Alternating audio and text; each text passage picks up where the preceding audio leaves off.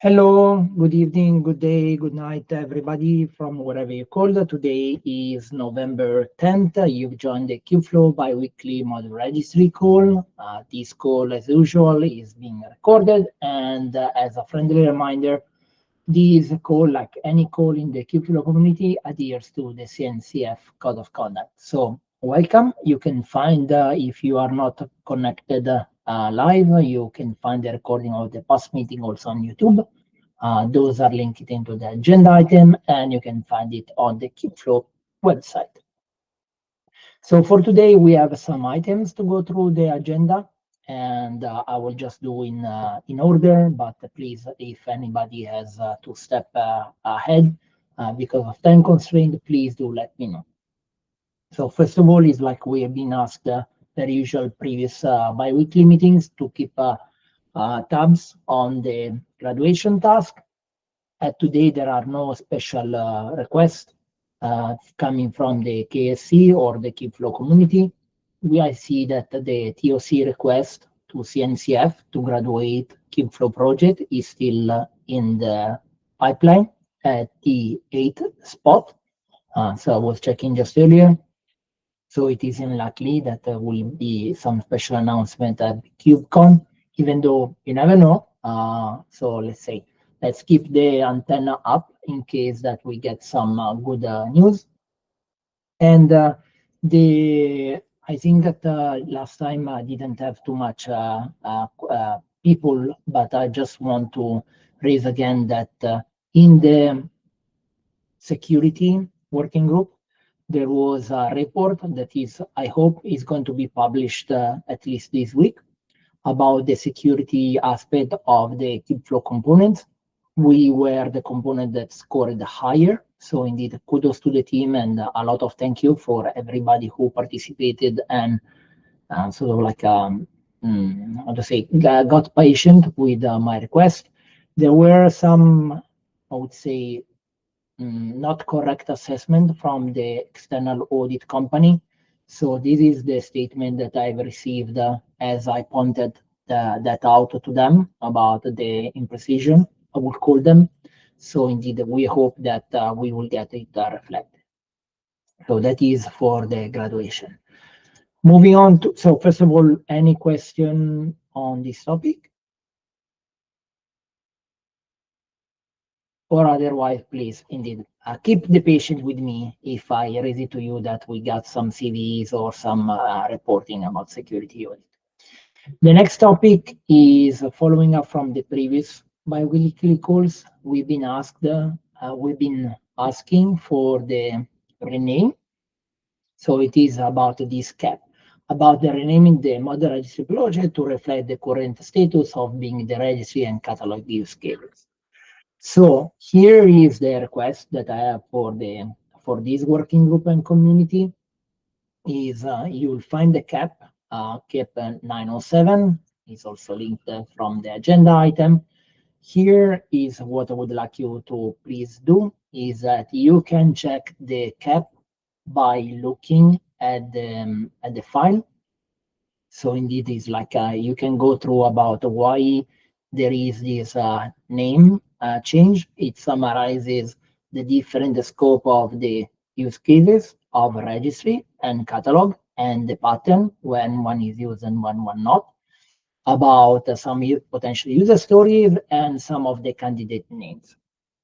So after you're going through this cap item, you can go and see and take a chance to comment on the PR with your proposed name. It can be one from that list, but it can be also another one. So if you find that in between the names that have been proposed, you find one that is more fitting, please don't hesitate to directly say, I would vote for name such and such because of special reasons. So I saw that some people already commented and thank you for the engagement. I think it's very important. But indeed, please have a chance to go through the document. It's not very complicated. So I think it's like a 10 minutes read maximum. And then sort of like, if you can propose the name, I would really appreciate if I can hear from most of you. it will be really appreciated. And that is about this Kubeflow naming. After, so I will give it one round of this discussion, let's say a couple of weeks, and then indeed at the next Kubeflow bi-weekly, we can come up with either the name or a short list of names, because the Kubeflow steering committee and community advise to come up with a name, single, or at least a short list, so that we can propose that one to the community and have the project name. Heather. Yeah, Matteo. So, thank you. Maybe it's because I missed the last call, but is there any impact on the donation if you change the name? On which donation? The CNCF donation, the graduation. On the graduation? Yeah. No, they told me in the Kubeflow community, I've asked the question a couple of times, and they told me no. Although, like in the how long short? As short as possible. If you can actually come up with a single name, Chris, I think it will be better. But indeed, there can be also not a unanimous consensus.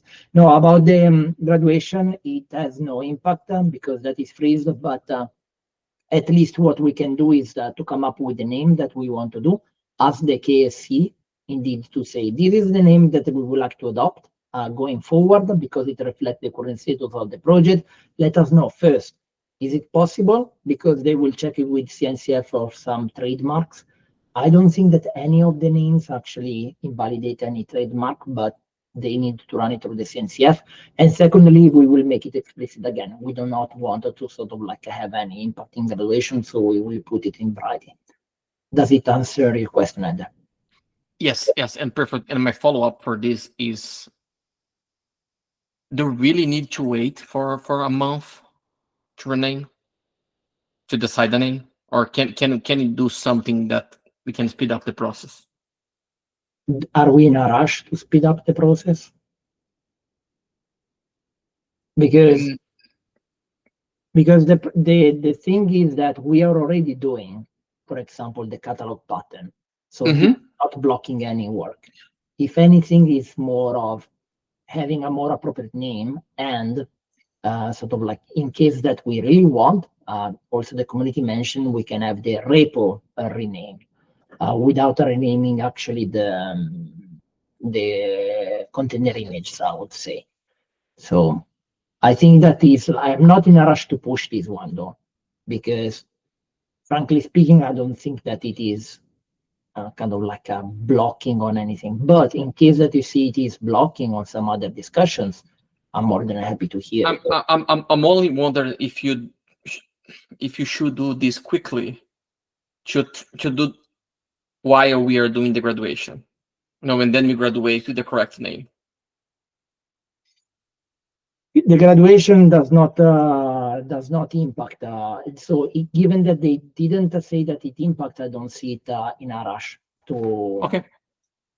But indeed, it's like if we can get it, so I think it will be important.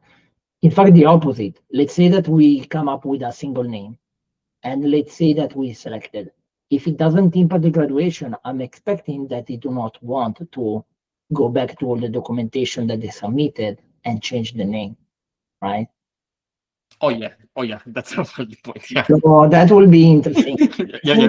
I think it's like I do not want to rush the process, because indeed it's like this is one of the delicate things, and I know that we can backshed on a name as much as we want, but at least the moment that we change the name, I'm hoping that we do it once and have an umbrella as wide to cover for the most rainy days as possible. Ramesh. So as part of the graduation, is it at the Kubeflow level, or they are also mentioned each individual projects underneath? They mentioned 6 projects that are subject to the graduation. So they mention it. We are on the list, right? Yes. Yeah.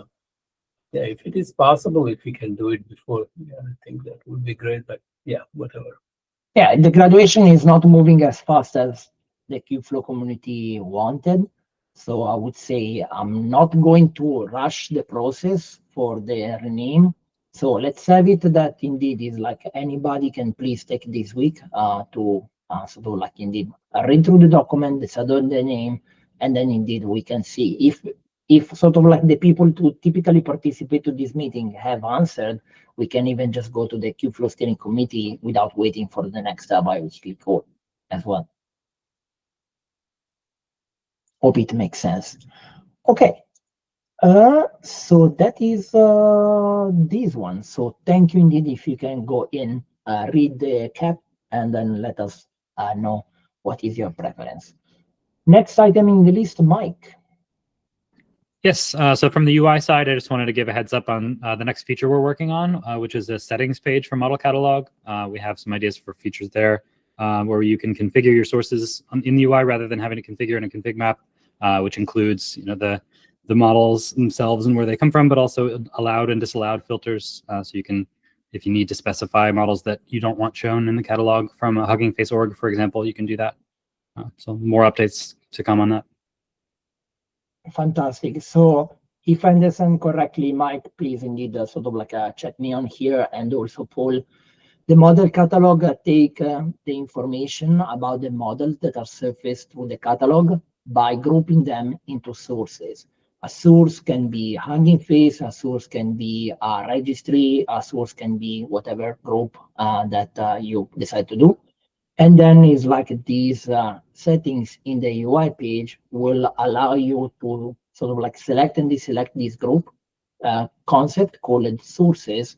And then also have a special filtering, say in the case of Hugging Face, to say, okay, I want to have a Hugging Face source, but only source model from either these organizations or these specific repositories, or denies some specific repositories. Does it sort of like describe overall how it will work? Yes, yeah, that's my understanding. Thanks for the additional context there. No, it's just in case that people are listening, at least they have an idea of a more concrete idea on how that will work. And I think that having this one surface to the UI settings page will sort of like make it easier for the system administrator or whoever is managing that Kubeflow platform installation, so they don't have to necessarily go through the Kubernetes resources, even though sort of like they should be have all the power to do so. I think that this will allow them to do it in a more convenient way than going through a bunch of YAML files. So I really appreciate it. Thanks a lot, Mike, for the update. Anything in addition to that? That's it from our side for now. Thank you, Mike. Next in the next in the list is Alessio. So Alessio. Yeah, thank you, Matteo. Yeah, for this item, I just want to give an heads up to the UI folks that we have added to the filter query parameter for the model catalog, the possibility to also filter by artifacts properties. So seeing like the performance metrics, you can just add the prefix artifacts and then the custom property and do the usual SQL-like filtering on those properties. That's fantastic. Thank you. Yeah, that's going to be nice. Thank you. Thank you, Alessio, and thank you, Mike. So Alessio, please indeed again double check me here.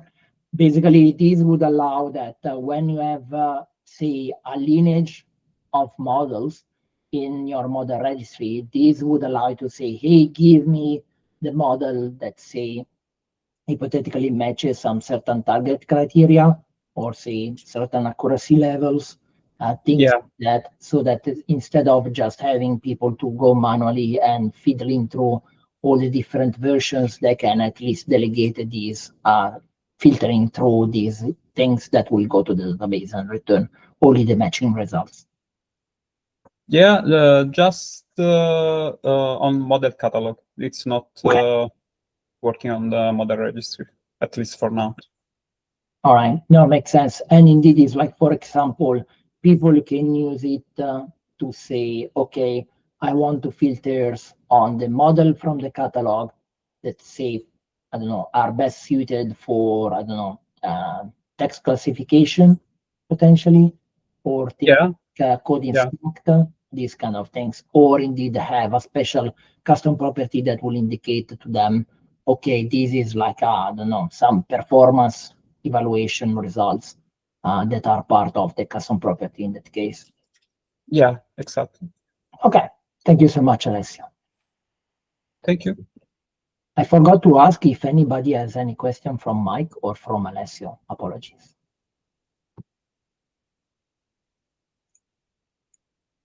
I don't think so. In case you please let me know. In the case, sorry that maybe at times I rushed through that one. Feel free to interrupt me anytime. Next in the list, we have Chris. Sure. So this is a PR that I put together, hoping that it gets in. It's mostly about being able to have multi-arch builds. So I work on a Mac, which means every single time I need to run the compose, I have to run the compose local as opposed to running just the compose piece. Or if I want to run something on my kind cluster, I need to build the image and then deploy. And if I'm not necessarily making a code change, that just extends time from a development or testing standpoint. So this is essentially a PR that makes it so that on all of our merges to main, we're going to have multi-arch support for at least those two more common development images moving forward. That should help speed up people who just want to, bootstrap and get off the ground without having to have all of the build set up to run things locally. They'll just have stuff out of the box that they can run. Yeah, makes a lot of sense. Thank you, Chris. And indeed, sorry that maybe this has slipped a little bit through the pull request after the initial review. So indeed, we can go back to this one again. I think that in general, after this one, which is a welcome change indeed to support and have out of the box this multi-arch, I think that we can potentially standardize a little bit on how we do this kind of activity on the repo. So here are some of the things that I've collected in a previous step. So for example, using the action like you're already doing for all the rest, and indeed using SBOM action and cosine to attest those ones. This is not as rushing, I think, as your actually PR, because your PR has an immediate effect on the developer quality of life, as you explained. I think that this one instead will allow us to have a better score on the OpenSSF scorecards, because indeed we should see that for the container image that we are publishing, we are attaching some attestation and signature. So indeed, it's like we will go back through that one. Thank you for taking care of the quality of life for the developers and indeed also fellow Mac users. So that and indeed is like the next step could be to augment on that one. Any question from anybody for Chris?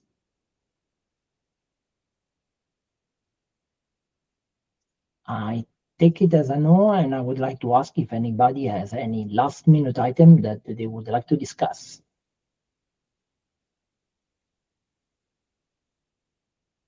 There is nobody, so going once, going twice. I remember everybody that tomorrow is the Kubeflow community meeting. So nowadays they are running the Kubeflow community weekly on a Tuesday. So that's a good meeting to participate if you can. So it's not only about graduation. So it's going back to the regular community schedule.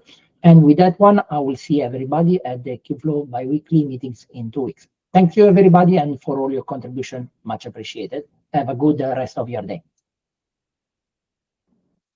Thanks, everybody. Thank you, folks. Thank you. Bye-bye.